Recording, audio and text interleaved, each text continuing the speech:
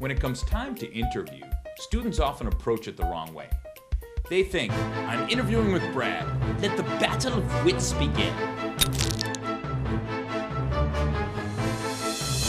In your mind, every question is some type of trick question, and it's your job, in a split second, to figure out what that trick question is. I can almost see your brain churning. Brad has asked me this question. It's clearly some type of trick question. Here's what I would normally say. Here's what Brad probably wants me to say, so here's what I'm going to say. Sorry, wrong answer. The fact is, the best interviews are conversations between two people.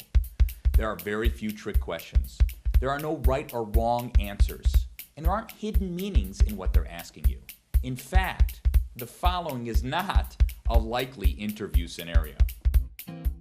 If you were stranded on a desert island with one book, 2 farm animals, and 1 signer of the Declaration of Independence, what would you choose? War and Peace, a chicken, a goat, and James Madison. Wrong. We were looking for the Iliad, a rooster, a cow, and John Hancock. Leave my office, you have just failed the interview. Interviews are about establishing a connection and showing the interviewer who you are. So, how do you ace an interview? Well, just like a lot of things in life, preparation and practice.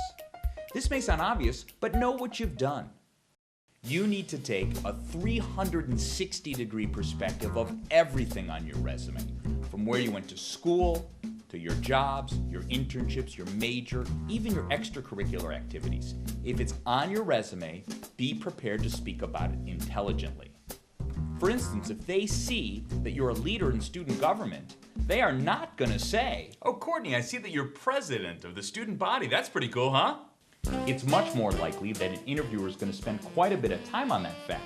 In fact, they could ask you questions like, why did you decide to run for student government? What did you like about it? What did you dislike about it? Why do you think you won? What was your platform? What was your greatest mistake?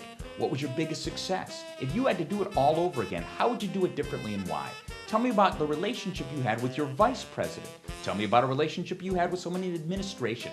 How did you convince a skeptical school to do something they never wanted to do? And on and on and on.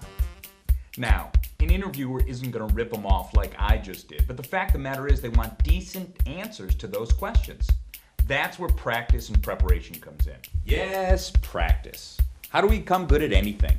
We practice, and interviewing is no different. I recommend you go on at least 3 or 4 mock interviews before you go on a real interview.